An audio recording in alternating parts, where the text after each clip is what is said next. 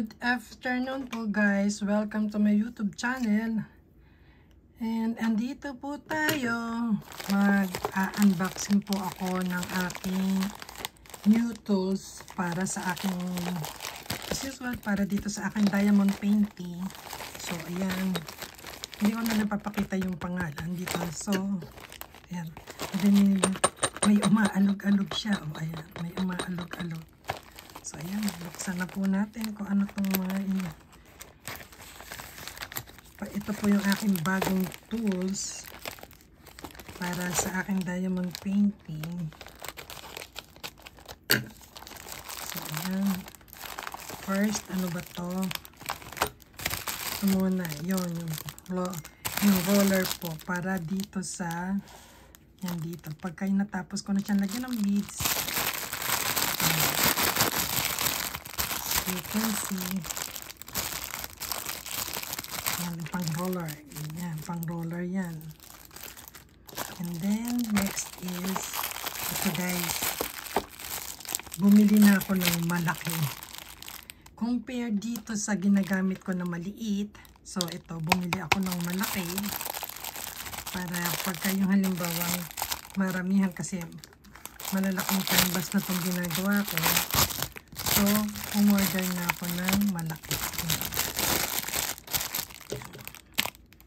Kita nyo guys. Doble siya, doble.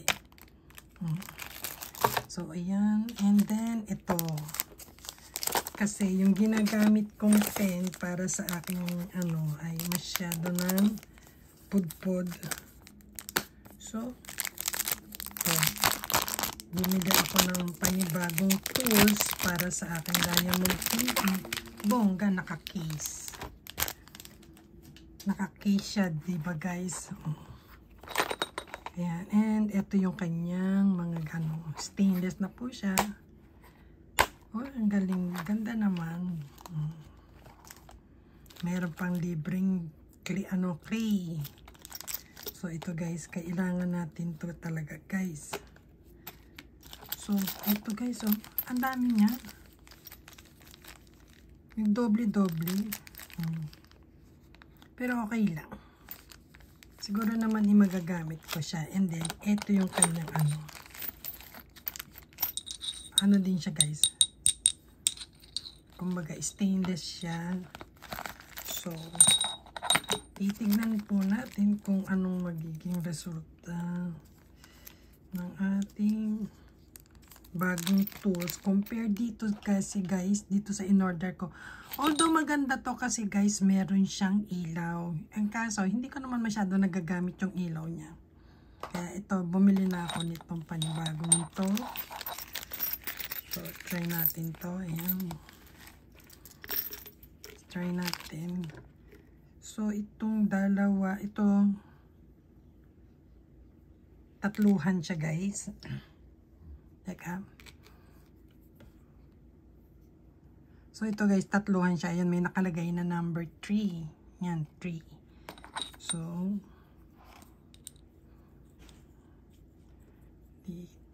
dito natin siya kakabit.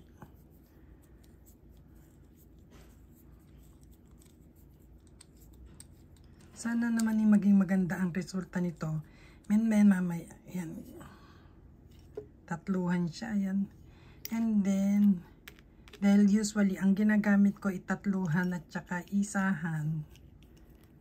So, yan ang anin ko sa kanya. Ganyan, guys. In fairness, ha, maganda siya. Maganda. And then, ay, parang wala akong dalawahan. Meron 5, 7. Ayun, meron dalawahan guys.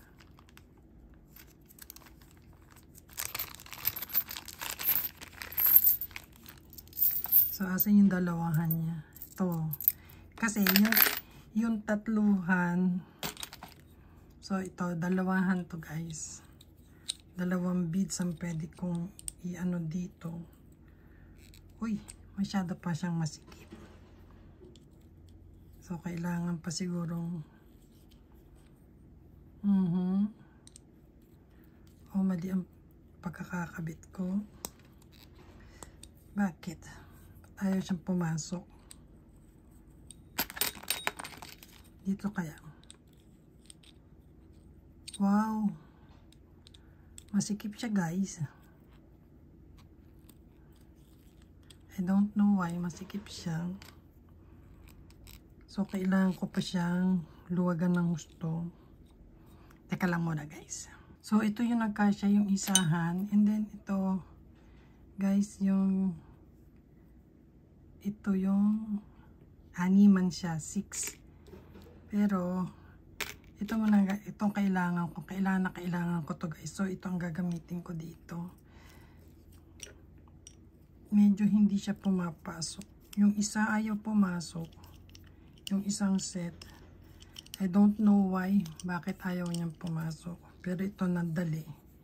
So, ayan siya. Baliktaran siya, guys. Kaya hindi na ako mahirapan. Ito isahan and tatluhan. Ito ang gusto kong maikabit, guys. Itong dalawahan. Bakit ayaw niyang pumasok? Why oh why? Kanina pa ako dito.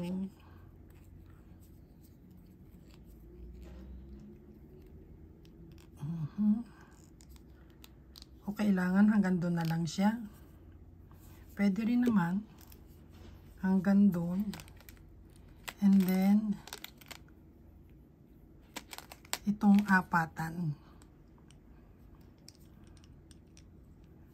Siguro itong apatan, guys. Para medyo ano din, mabilis. Masyadong masikip to. Ayun, pumasok siya. Ay, salamat. Kailangan siguro, ano. Ayun. Yun, ito. Ulitin natin. Baka sakali, kailangan niya ng ano. Kailangan niya ng grease. Or,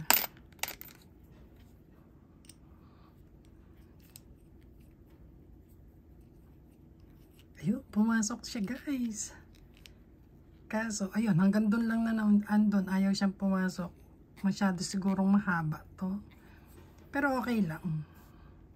Pasasaan ba't luluwag din yan?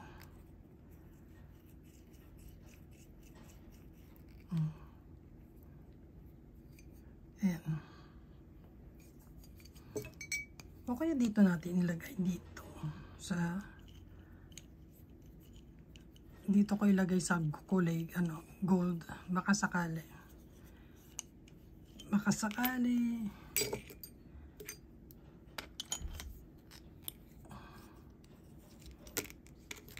Kasi parang ang haba niya.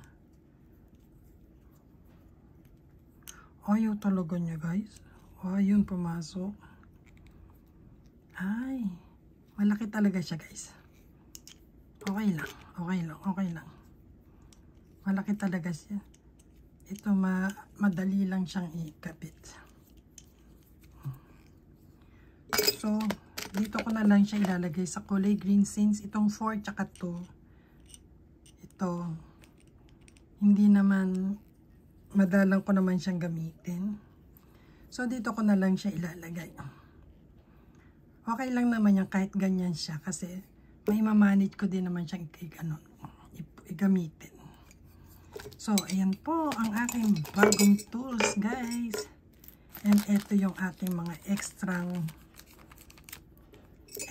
ano ito, 9, 10. Siguro pag sanay na ako, guys. Yan, 10 beads, 9 beads, 7 beads.